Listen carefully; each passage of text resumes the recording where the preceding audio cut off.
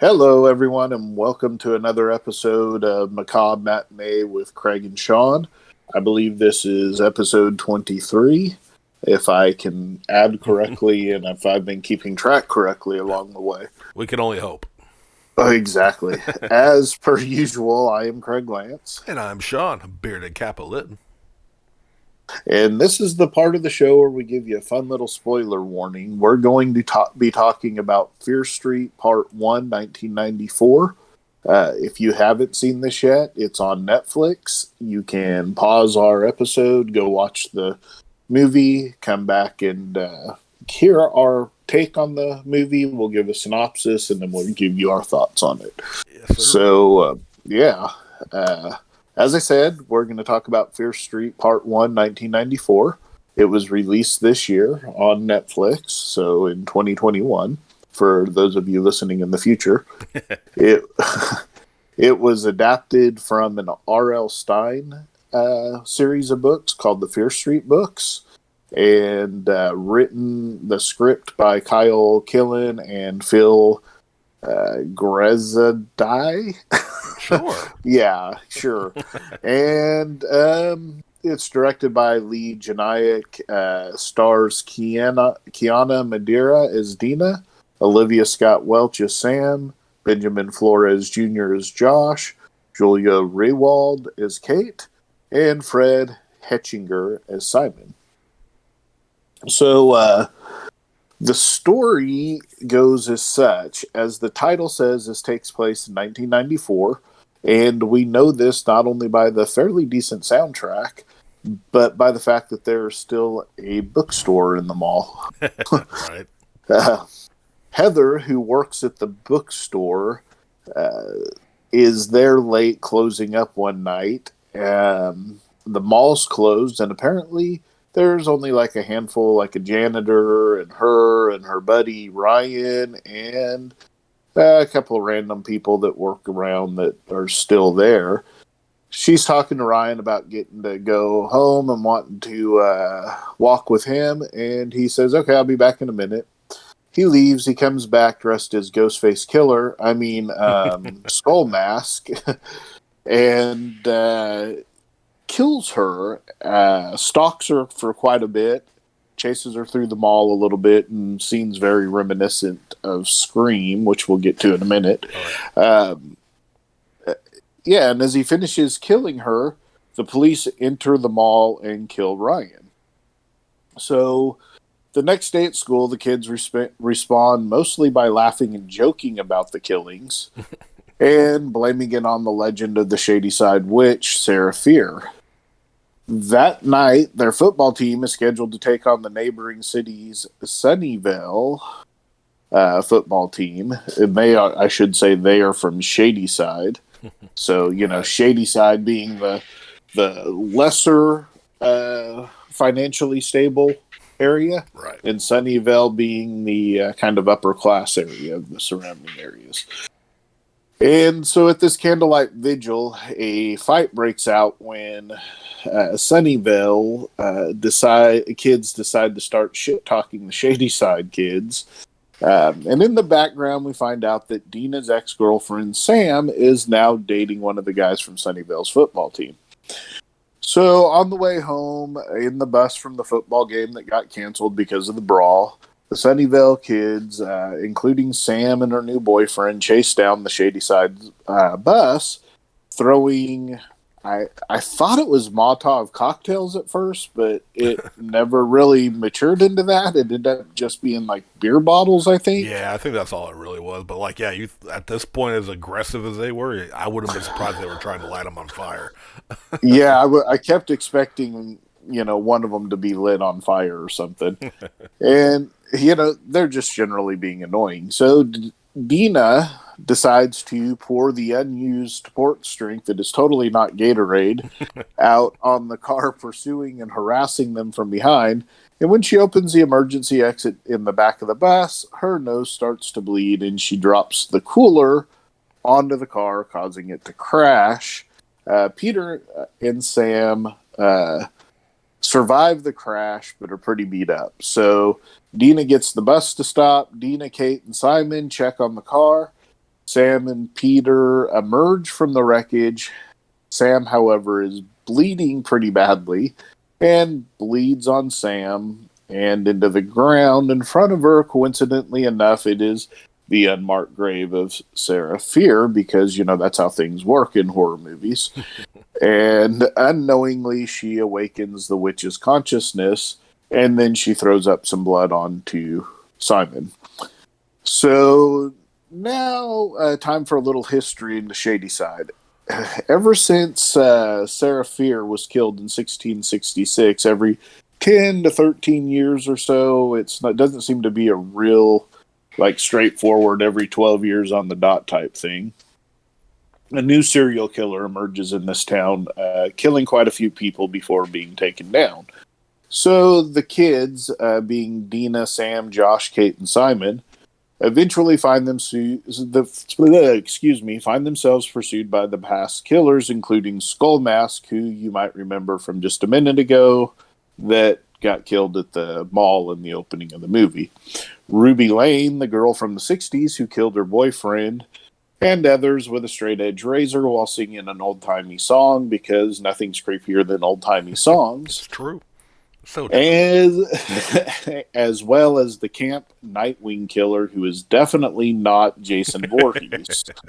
Nope, totally not Jason Voorhees at all.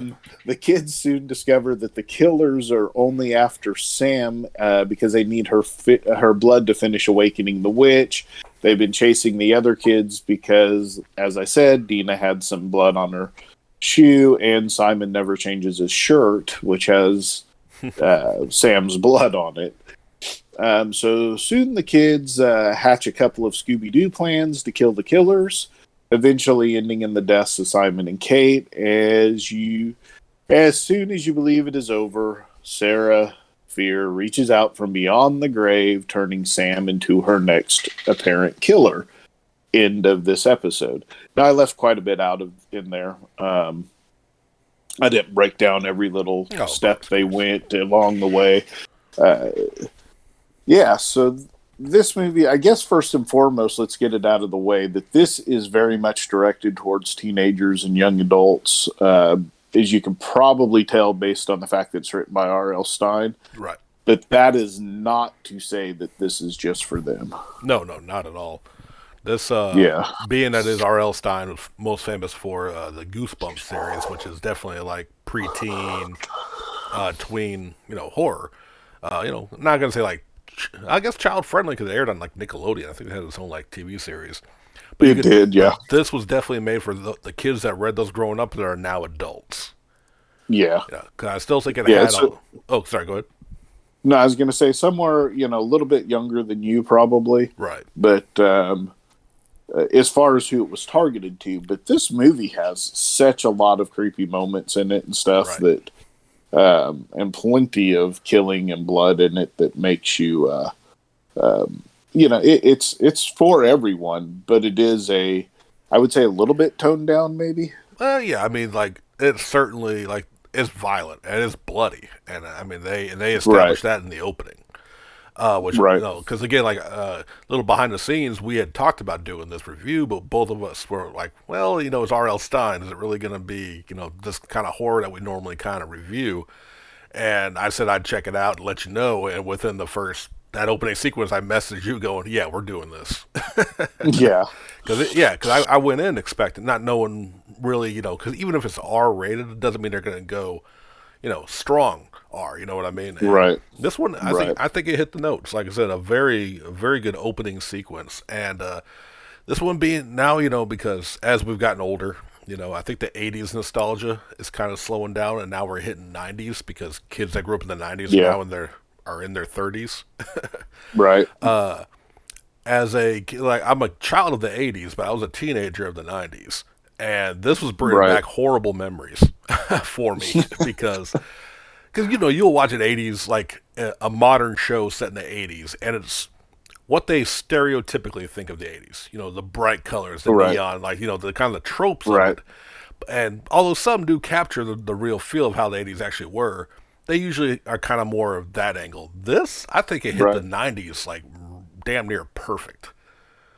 Like, like I this. feel like it as well. Yeah, Yeah. from I remember being, junior high and high school through the '90s, like this, like I mean, legitimately, the school scenes were giving me PTSD flashbacks of my school life, and not to dwell on that, Yeah. but So like, yeah, go ahead.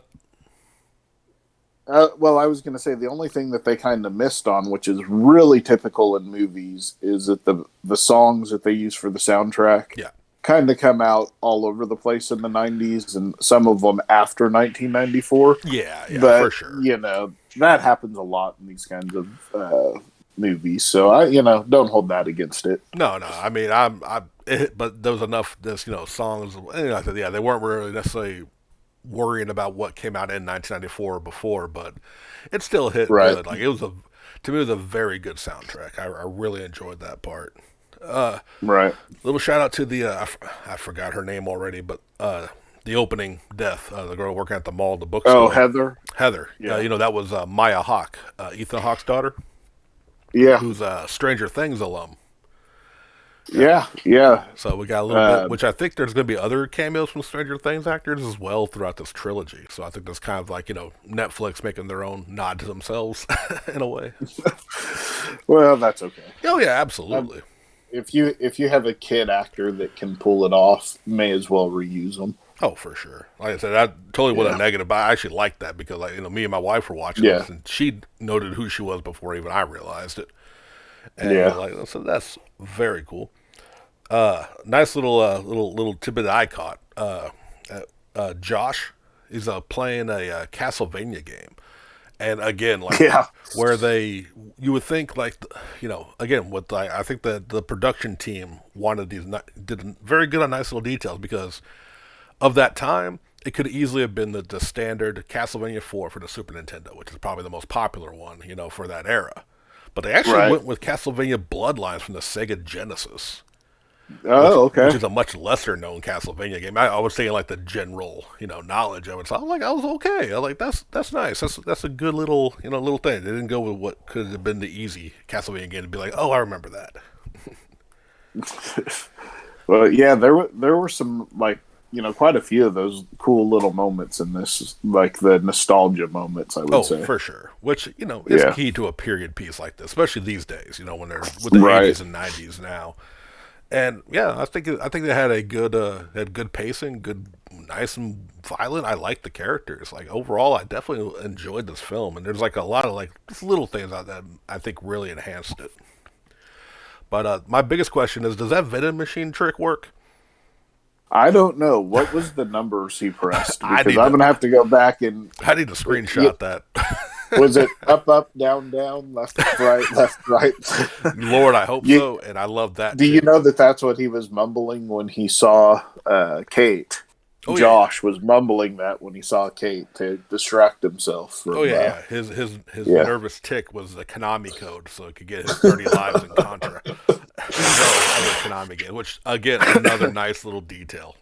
That's by giving him that kind of quirk about himself, which I really enjoyed that too. And his God flashbacks to not just like we have Facebook Messenger groups and whatnot, but Josh is being in that AOL chat. AOL group Yeah, chat. Yep. I thought that was again it was Which hitting home on a lot of things. Well, this thing set up a lot of things that are going to be hit in the later Yeah. movies. I know they're going backwards in time in these, but Mhm. there's tie-ins that are going to be hit into this movie. That, for instance, the police chief, or I guess he was the chief or whatever, he dropped a note off at somebody's house that said it started again. Right. That I'm sure will be addressed. Who he is talking to in the chat room, I'm sure will be addressed. Right. Um, yeah, this movie intentionally so has a Scream vibe. So they did that intentionally. Oh yeah. But it's all the best parts of Scream. Like think the first half of Scream where it was legit creepy and scary Right. Right. before the kids, revealed that they were just idiots and started stabbing each other and stuff. You went too deep, man. I think I'm dying. Yeah, yeah. So, but if you go to the first half specifically, Right. there's a scene with Dina that at the beginning of shortly after the bus crash Hmm. that really makes you think of the Drew Barrymore scene Right. in the beginning of Scream. Oh no, and that was from what I understood about some of the notes on this was that that was intentional. It was almost shot like shot for shot to kind of replicate a lot of the key sequences of that Drew Barrymore opening. Again, throwing back to the '90s tributes that were a part of this, and I think it did it effectively because it didn't come across like pandering or cheap knockoff or anything like that. Like it truly felt like an homage. And It was. I mean, that's the way I felt too. Is it but again, it somehow homaged this stuff. Whether it was the Jason killer, right, um, the skull mask guy, the Ruby Lane gal, it affect. But they were also creepy oh yes, they were. that it worked really well. And the way that the Jason, and I don't know, did they name the Jason Night Killer? It's called the Nightwing Killer. Okay, so the Nightwing Killer, um, the way he moves, how fast he runs at the kids Yeah. when he's coming at them, just very very well done in my opinion. Oh, Um, absolutely. some of you may not know, but Sean and I are also comic book aficionados. A little bit, a little Uh, bit. and there was a comic book that came out a few years ago that really kind of mimics this. And I wonder if it didn't borrow or crib a little bit, or if it's just coincidental. Yeah. But that was the comic book called Nailbiter that had it's a small town in Oregon that produces an unusual number of serial killers. Oh, okay. Like every few years, like every 10, 12 years, a new serial killer shows up in this town, um, for reasons that aren't related to a witch. Right. I'm not going to go into that comic book series, but very much a similar vibe. Right. Um, but again, a completely different story, just as Scream's a different story. It's got enough in there to go, oh, okay, that's kind of cool. This is, and again, there's only so many ideas out there, so, Right. No, uh, that's very cool though. And with the whole like I said yeah the henchman gimmick with the witch, which it like yeah. not going to say that's like wholly original, but I really actually liked how they did that. With it Oh, I being agree. like a legacy curse that just keeps returning. And kicking off that whole explanation, or at least even before they explained it, but just kicking off showing that okay, this isn't just a town full of people who just eventually go crazy. Because like with Ryan, at first, before you found out he was the guy, killing her in the mall and stuff. Yeah, he looked like he was kind of maybe a little off. I mean, he worked at Spencer's back when it had adult sections. So I mean, Yeah.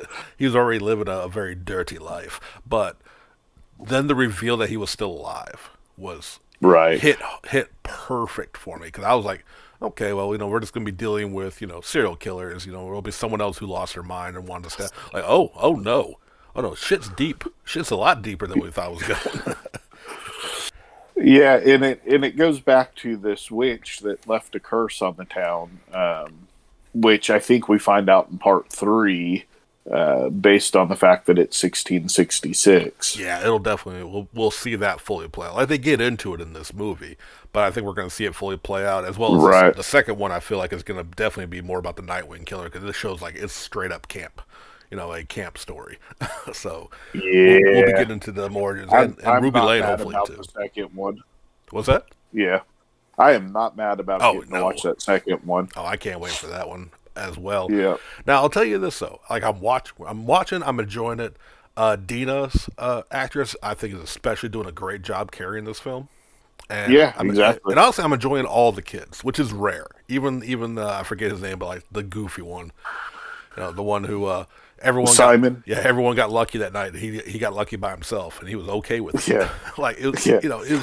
they're all entertaining, but like I'm going through this movie, I'm like, man, one of these kids needs to die for some stakes to kind of get raised, right? Because they're all doing fine, and then they hit the Right. mall, Yeah. and the bread slicer, and then the like him going like, and then those two finally died. I'm like, they really built it up because I was attached to these characters, so it was really well done. But it was just It funny. was because Yeah, I'm at sorry. the first of the movie, I hated the characters. Right, But by the end of the movie, I loved them all, right. and I didn't want them to die, which is so different than a typical horror movie. Oh Usually, by yeah. the end of the horror movie, you're like, just kill them already, please. You Exactly. know? And for me, Yeah. it was before I really, they grew as characters. But I was like, man, if one of these kids needs to get bumped off, because right now it just feels too safe. The Scooby Gang is perfectly fine. And I was like, I don't really like that. Then all of a sudden they off two of them almost back to back. I'm like, I like them now. No. Yeah. So Yeah. fucking brilliantly done with that. Yeah, you can tell this is written by a master of horror Yeah. that R.L. Stine is known to be. Right. And speaking of which, I don't know if you noticed or caught this, but the book that Heather sells at the beginning of the movie Right. is actually the fifth book in the series for the Fear Street novels, Oh, okay. and the entire set was on the shelf when she was walking in there. So, Right. that was kind of cool, and there's a funny call out to that, knowing that it's actually the fifth one, because the mom that's buying it for her kid is like, yeah, it's complete trash, but my daughter wants it. Right. I didn't catch that part actually, but I did see in the notes I was looking up stuff on it that the other books that are throughout there that they kind of show they linger on for a second is like Yeah, of course I didn't write it down, but it's the name like Robert something whatever like what the RL stands for. Lawrence. Yeah, Robert Lawrence. Yeah, Yeah, like the other books are just written by Robert Lawrence in that bookstore too. So you got there's more shout outs to him as well, which is it's awesome. Those little details. yeah, yeah. So yeah, plenty of tension in this movie, and it starts instantly, very much the way the Scream movie starts. Okay, so Scream starts immediately Right. with the phone call. This one takes about 5 minutes to get going, Right. but man, once it gets going, it Oh yeah. doesn't really let up until the end of the movie. Oh no, yeah, for sure. And again, well paced. I want to say it was close to 2 hours, if not maybe a little over, but it went fast. Like like I said, you're quickly invested with Dina and Sam, but then the rest of the Scooby Gang grows on you, and yeah, you're enjoying their their interactions, and poor Josh.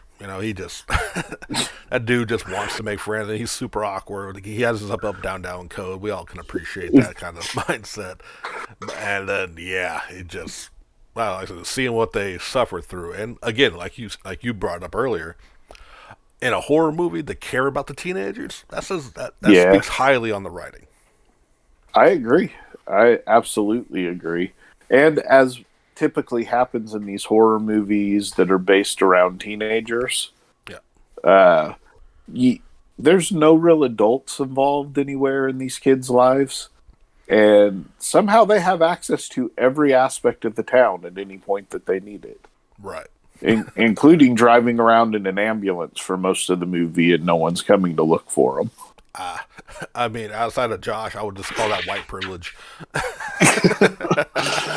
Those small sleepy towns, but I think Josh is literally the only one. Nah, I'm sure there were others, but No, I had to make the joke. Dina is a person of color also. Oh, true, She's true, just true. she's just a lighter. I mean, that it's a sister, but she's just a lighter colored. But Yeah, I guess yeah, that makes sense. I guess I wasn't thinking too deep on that end. I honestly just thought maybe he was adopted. I wasn't paying that hard of attention. You're absolutely right, though. Yeah, you're absolutely right. so yeah, not I mean, and those things are part of any movie that's based around teenagers. Yeah, I mean, you can go back to E.T. even, and the kids. I mean, they got one mom in their life that's kind of around. right, You know what I mean? And I'm not talking about just Elliot and his brother and sister, the whole group of kids. right, right. They're it's just if you're going to create a teenage adventure, whether it's a science fiction or if it's Goonies style fantasy or a horror movie, you kind of have to have the kids not have the help of the adults to get it to be legit a teenage thing, right? Right. So, so you have to take the liberties that have to be taken to make that happen. And, it worked. This movie works on a lot of levels. Don't be fooled by who wrote it. As far as, it's not going to be mature enough for me. It's definitely going to be mature enough for you. Yeah. Does it have a little bit of a CW feel? Yeah, it has a little bit of a CW feel, but not so much so that you're going, yeah, I can't do this. Right. And if you are, that's more on you than the production of the movie. Right. No, I wholeheartedly agree with that. Like, you can tell the origins come from someone who's used to writing for a younger audience, meaning they can't. It goes more in tension and scary stuff over blood, gore, and nudity and that kind of stuff that a lot of other horror films fall back to. To make. I'm okay with that. Absolutely. I think the tension is what allows those other things to work, and I think a lot of modern horror has forgotten that. Right. If you're not producing the tension and the suspense, the rest of it's just there for the sake of being there. No, absolutely well said, sir. Because I think like, as much as we are obviously big fans of the slasher genre. We reviewed Friday and Nightmare first. Like, it is sad to say that there is often times where we're like, I've heard people say, like, oh, I'm just not scared anymore. Or when's the last time a horror movie scared you? And like, that's rare. And granted, as you get older, it's harder to do that, but you can still adapt that to say, when's the last time you felt the tension, the fear, and like on edge of your seat. That is sadly few and far between in more and more of these modern, and it was from the rise of the slasher genre. So with this one it still had plenty of blood. When people died, they died good, and right. But in between there, we had good characterization, good tension, and even some good jump scares. My wife jumped. That was better. And she didn't jump once during The Conjuring. So that's our part 4, or the newest Conjuring, which that's a whole other video at a different time. So I say high marks for all that. I agree. Jump screams get kind of a bad, take. They get kind of a bad nod to them or whatever. The reality is that most of them aren't earned in current movies. They were earned in this movie. Absolutely. And, again, being the horror people we are, it takes a lot to scare us in a movie. But I can certainly appreciate the tension and the suspense built up. Oh, yeah. And that's what, to me, immerses me into that movie. If it's not there, I'm not there. But, so many things are done so well in this movie. It's really hard to nitpick anything about it. So no, absolutely. And like I said, the one of the prime examples from this film is, as you mentioned earlier, with was it Ruby Lane? Yes. Yeah. Just like, for her just to be singing the song and like slowly slashing at that dude, when she got on top, there was more tension and fear there than if we have seen if she like gutted him. You know what I mean? Like, that was creepy. That was horrific. I couldn't imagine just somebody sitting on top of me singing and just slashing at me with a straight razor. That's horrifying. So, yep. So I think a lot of horror filmmakers should be taking some notes. And what we've seen off this one, I can't wait to get to the other two. Yeah, I'm going to have to check out some more work done by Lee Janiak, the director on this, because if she directed this well, I want to check out some of her other work for sure. Oh, absolutely. So, that just leaves a couple of things left. First would be, I didn't keep a kill count. It wasn't a whole large kill count. Right. I mean, there were a lot of background killers, people killed. I'm going to say there's probably 4 or 5 people throughout the entire movie that you saw die on screen. Right. So, having said that, Sean, what was your horror moment of the movie? Right.